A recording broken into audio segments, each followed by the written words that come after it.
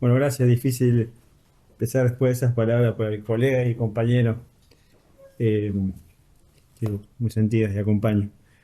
Bueno, ante todo un gusto al Ateneo de invitarme nuevamente. He tenido el honor lo siento como un honor de haber participado El honor es nuestro. de la apertura y del cierre. Así que, bueno, la verdad que lo valoro mucho y es muy grato para mí estar para acá. Y bueno, y tratar de conversar eh, de esta clave desde la militancia bueno, los académicos, ¿no? Que es lo que yo soy, básicamente. Eh, es importante porque nosotros, digamos, ayer tuvimos una charla de una diputada con una persona antivacuna en el Ah, Consejo, en el Parlamento, ¿no? O sí. sea, sin diputados. Me parece que, que podamos reconstituir el vínculo entre la política y un conocimiento sistemático no es menor, dado todos los problemas que tenemos no solamente en Córdoba, en Argentina, sino en el mundo, digamos, ¿no? ¿No? Entonces, esa apuesta me parece como relevante. Obviamente, muchos deberes para hacer y muchas cosas a revisar, tanto del mundo de la academia como del mundo de la política. Dicho esto, bueno, yo me estuve pensando en la clave, digamos, del debate, configuración del peronismo. Vamos a hacer una intervención corta como para motivar después el intercambio. Y lo que le traigo para compartir son algunas ideas justamente de un libro que estamos trabajando con mi proyecto de investigación sobre una caracterización del gobierno de Estado en Córdoba en los últimos 20 años. Así que estamos en eso, digamos, como equipo.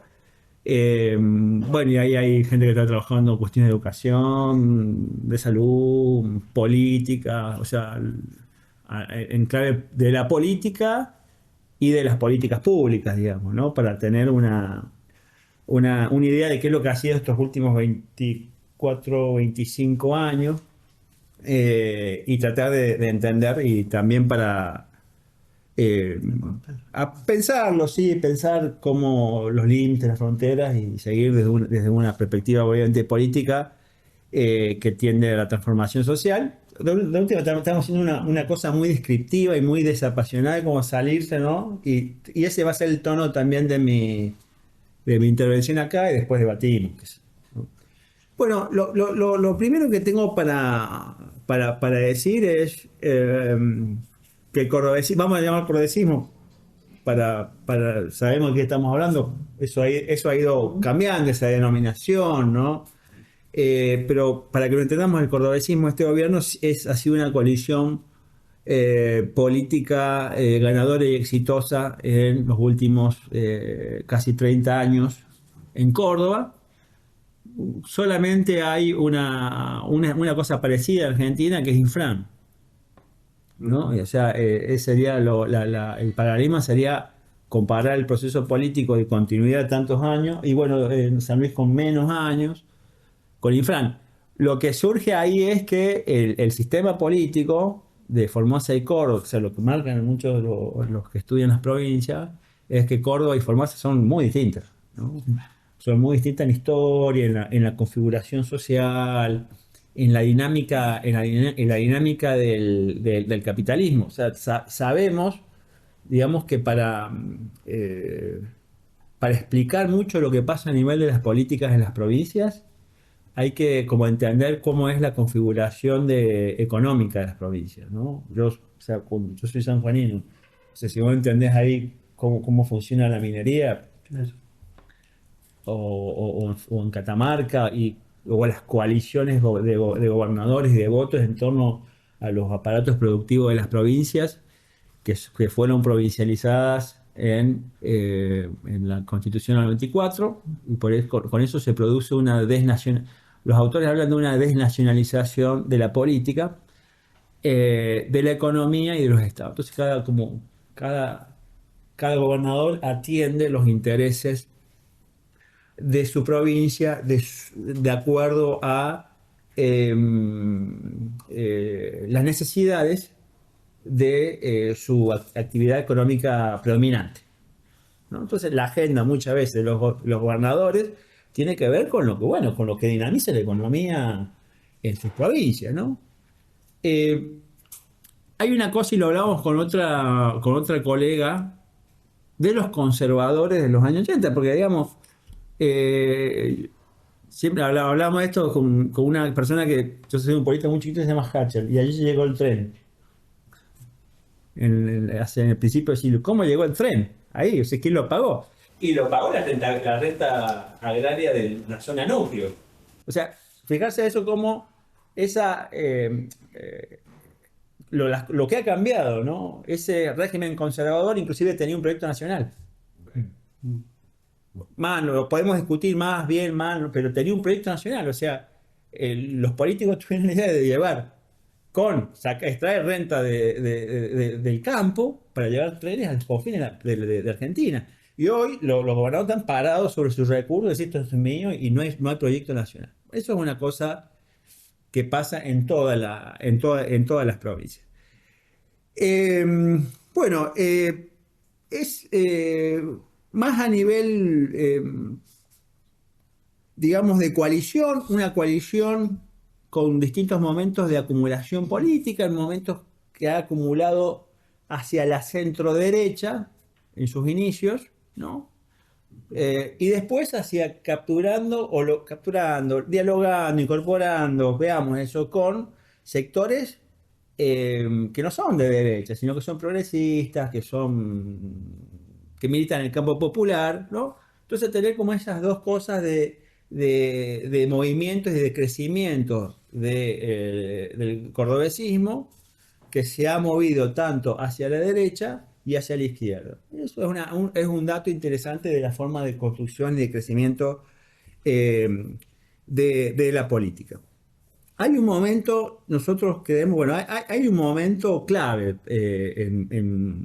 a nivel discursivo, a nivel político, a nivel institucional, etcétera, que es la reforma del Estado, la reforma política del año 99, ¿no? Esa fue la última gran reforma que se hace en Córdoba, en donde hay una reforma constitucional, eh, hay una reforma del Estado, ¿no? Una reforma del Estado. eh, lo que se dice de esa reforma del Estado es que se termina de desmontar, o es el último estado de bienestar provincial que se desmonta.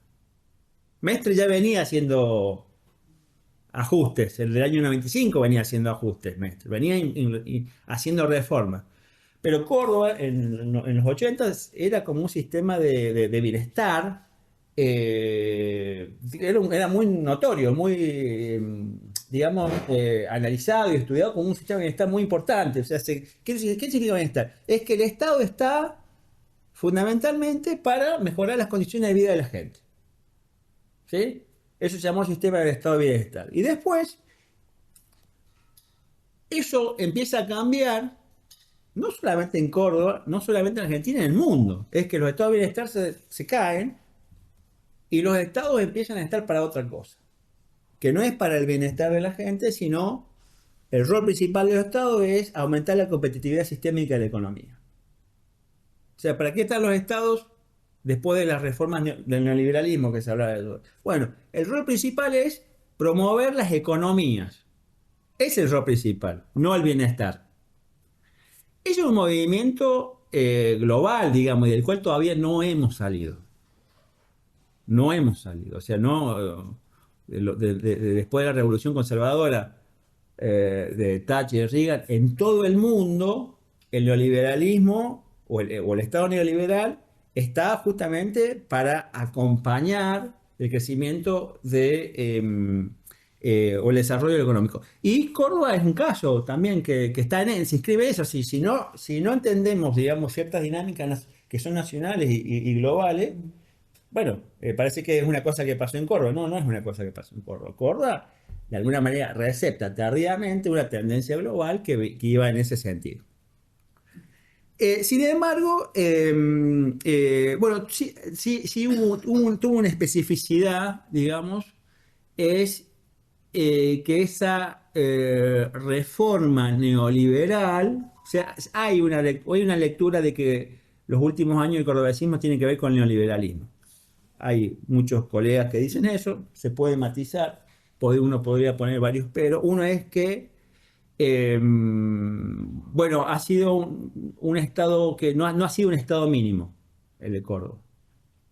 Si uno mira, y esto lo estuvimos haciendo en el marco de esto, digamos, la conformación de los gobiernos, de los gabinetes, de los ministerios, o sea, cuando uno dice, mira, el Estado es este. Bueno, de acuerdo a los ministerios uno se da cuenta de qué es lo que está pensando el gobernante, qué es lo que va a hacer el Estado. Es como una radiografía del poder los gabinetes, ¿no? El ministerio de esto, el ministerio... Te dicen cuál es la agenda de Estado. Obviamente más allá de qué es lo que haga efectivamente o no. Pero lo que uno ve cuando hace evolución del gabinete es que cuando hace la reforma de la Sota, sí tiene un gabinete mínimo, acorde a lo que dice mi ley, los gabinetes de ocho carteras, que hagan poquitas cosas, y después empiezan a crecer. Hoy los ministerios están en el orden de 14, 15, 16. O sea, no se expresa ahí esa idea de gobierno pequeño, sino que es como uno podría decir, un neoliberalismo puede ser, sí, pero con un gobierno fuerte, activo, que se propone cosas con mucha agenda. Entonces, esto es una cosa que también deberíamos tener en cuenta, es que cuando hablamos de neoliberalismo, y es la palabrita que nos anda rondando, porque, y bueno, porque está Milei, porque está Trump, eh, porque también esto muchos entienden que es un experimento neoliberal, el neoliberalismo no tiene una forma. O sea, no es un neoliberalismo del mundo. El neoliberalismo es una cosa que se va modificando y uno ve distintas transformaciones del neoliberalismo a lo largo del tiempo. Hay unos que usan más Estado, otros que usan menos Estado, unos que son más distribucionistas, otros menos distribucionistas, otros o algunos que reconocen derechos identitarios, otros que son más como conservadores de lo social, otros que son más progresistas de lo social. Por ejemplo, bueno, más adelante, el neoliberalismo de los gobiernos de Schiaretti, si uno dice, bueno, sí, el neoliberal el tipo trabaja con criterios de disciplina fiscal y de endeudamiento como criterios, le da las carteras a los actores, digamos, del poder económico, pero también tiene, digamos, se ocupa de las nuevas demandas sociales, de las nuevas identidades, de las diversidades, de la economía popular, de la economía circular, capta eso, ¿no? Entonces, hay una diversidad de formas. Hay otra cosa que me parece que es para entender el neoliberalismo, es el cordobesismo, es en torno a quién se ha construido. Recién el Eduardo hablaba de Laclau. Interesante. Pues dice Laclau, todos los gobiernos, todos los movimientos políticos se construyen en oposición a algo. Siempre es algo, o sea, siempre tu estrategia se contrasta con otro, y así formás vos tu cosa. Bueno, el otro, el gran otro, y esto no estoy tan seguro, lo podríamos compartir, el gran otro del cordobesismo ha sido Luis Juez. O sea, ha sido Luis Juez. O sea, ¿cuál es el otro actor de la política cordobesa en Córdoba? Es lo que intentó construir Juez, que viene también de ahí, ¿no? Y han sido disputas a nivel discursivo y político fuerte, con denuncias, etc. Ahora la pregunta es si piensan la política de forma tan distinta. O sea, si hay una distinción fuerte, clara, entre el cordobesismo y la oposición. O sea, pues, ¿qué va a hacer? ¿Qué no es? Y le costaba decir que iba a ser una cosa distinta. Simplemente denunciaba, son corruptos. Esa acusación moral, digamos, son corruptos, pero ¿qué va a hacer? Y no, más o menos esto. Sí. Entonces, hay ahí una cosa en Córdoba, que esto es interesante, no para entender cuál sería la agenda, nuestra estrategia, digamos, es que hay cierta comunión entre oficialismo y oposición sobre una mirada de la política. Entre Juez Y bueno, y el cordobesismo, yo tengo ahí unos matices para señalar que son más o menos parecidas y que tienen que ver con una cosa importante que tienen que ver con una sospecha de la política. Tienen que ver con una crítica a la política. La reforma del Estado del año 99 es, si uno mira las leyes, una crítica a la política. Hay que achicar la política. La política funciona mal. Hay que incorporar criterios empresariales. O sea, cuando uno mira la reforma del Estado, fue una bastante estudiada, fue una reforma muy de moda en ese momento y que sigue de moda es que el Estado y que las instituciones funcionen más con perfiles de gestores empresariales, una cuestión de eficiencia, más propio del mundo de la empresa. Entonces, ponemos muchos empresarios, muchos cámaras, muchos esos actores, mucha peloteera ahí, en ese mundo, en ese ecosistema. Y juez, más como más de la idea de la transparencia y la ética, de la eticidad, pero los dos haciendo un esfuerzo bastante, muy forzoso de no verse como políticos. De no verse como, es una cosa rara, pero es un político de 30 años, ¿no? Pero funciona el discurso, o sea, hay algo, y hablábamos ayer con otro colega que lo trabaja Zapata en un libro que interesante, yo no comparto muchas cosas, pero es interesante decir que hay una matriz en Córdoba resistente a la política. O sea, o en Córdoba o en país, no sé, capaz que no estamos pensando en Córdoba, pero es una transformación que es general y que cuando uno se plantea bien estos espacios y viene con un discurso político fuerte a trabajar y se plantea con una ideología, choca con receptores que no están dispuestos a pensar en esas claves. Después tenemos esta ave negra, que es Milei, que es un discurso hiperideológico y en ese sentido hiperpolítico, porque el tipo plantea una refundación del país. Una refundación del país. Pues proponía más ética y, y el cordobesismo más eficiencia. ¿Me explico? O sea, son construcciones políticas como de corto alcance, o sea, más eficiencia, más transparencia. Entonces quizás sea el momento de pensar de una manera más arriesgada, de una transformación un poquito más que vaya más allá de la eficiencia y un poco más allá de la transparencia y pensarse cómo proponerle a la sociedad eh, una transformación más que tenga que ver de fondo, que tiene que ver con las condiciones de vida. Bueno, es muy interesante. Una cosa que tenemos a favor es que el mundo no va a la derecha, va para todos lados. Porque ganó Trump, pero después ganó en Nueva York este alcalde que es palestino, es árabe, es socialista, o sea, y con una agenda intervencionista, y los neoyorquinos lo votaron. Hay que mirar, yo siempre tiendo a mirar eso, lo que pasa en los países centrales, porque nos viene, digamos, ¿no? Después nos viene. Entonces va para todo el mundo. Entonces yo por ahí escucho como miradas muy derrotistas de que no hay lugar para algo distinto. Digo, no sé, puede ser que sea difícil, pero yo creo que sí hay lugar, si se piensa bien, si se plantea bien, si hay voluntad política y hay sofisticación. Yo no sé cómo estoy de tiempo. Metiendo ¿Ah?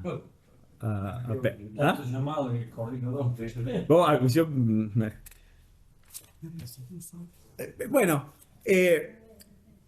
entonces, bueno, para terminar, me había notado varias cosas acá, digamos. ¿Cuál ha sido la configuración como marca la charla, digamos? Bueno, la configuración desde mi punto de vista, es un movimiento progresivo desde el año 99 a esta parte, de la derecha al centro, ¿no? De la derecha, o sea, de la derecha neoliberal, de las reformas del año 99, a, eh, bueno, la construcción fallida de Provincias Unidas, y esto que viene insistiendo, es que nosotros somos el centro político, ¿no? ¿El centro entre qué? Bueno, el centro entre una mirada como populista, digamos, vinculada al kirchnerismo, a cierta izquierda, y una mirada ultra neoliberal que no tiene que ver con el Estado. Esa, digamos, es la, la ubicación eh, que está, digamos, ahora políticamente, por lo menos en el discurso donde se ubican estas personas. ¿Qué es el centro político? Un discurso muy anclado en la gestión. Si uno mira, dice, bueno, de qué es lo que... cuando uno mira a los funcionarios, ¿de qué es lo que hablan? Nosotros decimos, nosotros gestión, gestión, gestión. Somos capaces, capaces, capaces. ¿No? No está la política ahí, sino es la capacidad de hacer cosas que, como yo dije en el primer encuentro, la tienen. Es un gobierno que tiene capacidad de gestión.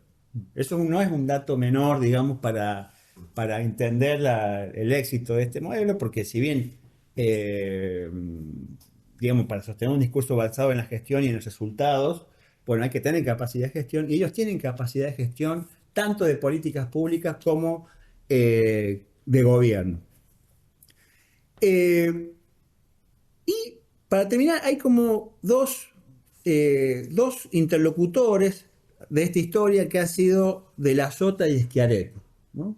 De la Sota y Schiaretti, y hoy Yarlora, que hay que ver o entender qué encarna eso. Y hay diferencias, ha habido diferencias entre De la Sota y Schiaretti. Por ejemplo, De la Sota fue un político que hizo reformas fuertes. O sea, fue un político que hizo reformas fuertes. Hizo o tuvo movimientos políticos fuertes. El primer movimiento político fuerte es llevar el peronismo cordobés a la idiosincrasia neoliberal en el año 99. El segundo movimiento político fuerte fue sacarlo de esa idiosincrasia liberal y ponerlo nuevamente en el diálogo con el peronismo nacional, con los diálogos que se venían hablando que estaban con el peronismo nacional, que después el fallo ese, pero sabíamos que estaba en el... O sea, era un político político, ¿no? Con político, con capacidad de hacer movimientos fuertes, tanto de la derecha como para la izquierda. Eso es importante porque el cordobesismo, si uno dice, ¿qué va a ser el cordobesismo? Es un proyecto de poder. Va a ser lo que exija que el poder necesita para ser retenido. ¿Qué es lo que va a hacer? Lo que necesitan para ser retenidos. En cambio, Schiaretti, eh, un hombre más previsible, un hombre que se paró en la grieta, ¿no? Porque De la Sota es como que en la grieta se salió de la grieta, no se metió en la grieta, era otra cosa, era una isla. Mientras que Schiaretti se para en la grieta en un lado, digamos, en un sector de la grieta, con una idea clara, pero no De la Sota, que se pone por arriba e incluso en este momento pretende dialogar o reconstituir los lazos con el peronismo eh, nacional. Bueno, ¿qué es lo que será actualmente Yarlora? Esa es la pregunta, ¿no? La última elección me parece que es ordenadora en un sentido, bueno, lo discutiremos acá, es ordenadora en el sentido de que queda Yarlora, me da la impresión, digamos, ¿no? ¿Qué va a ser Yarlora? Va a ser del azotismo, o sea, con movimientos políticos fuertes, va a ser esquialetismo, seguir suavemente la tendencia que venía diciendo, o va a ser otro experimento. Bueno, eso lo veremos, pero lo que haga también tiene que ver con qué es lo que puede hacer la oposición y qué es lo que se puede hacer en expresiones alternativas dentro del peronismo como la que se está trabajando acá. O sea, la configuración siempre es un proceso relacional. Tenemos que ser activos en esa configuración. Bueno, acá paro y después conversamos y debatimos.